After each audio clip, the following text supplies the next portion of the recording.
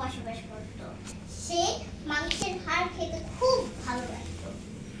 আর একদিন রাস্তার মধ্যে সে মাংসের হাড় পেয়ে বলল, ইয়ে আমার প্রিয় খাবার, আমি তোমাকে এখন আমি খাবো।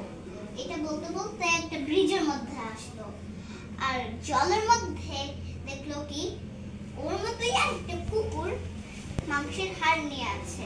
আর সে মনে মনে ভাবলো কি, ওই কুকুরের কাছ থেকে যদি আমি আরেকটা নেই মাংসের হাড়, আমার তো প্রিয় খাবার এটা।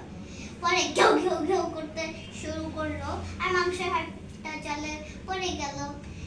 এরপর আসলে ওইটা আরেকটা কুকুর না, এটা আসলে রজারের নিচেরই ছায়া। ও এখান থেকে এই গল্প থেকেই আমরা শিখলাম, নিজের কাছে যেটাই থাকে ওইটা নিয়েই সন্তুষ্ট থাকতে হয়, কখনো লোভ করতে হয় না। Thank you.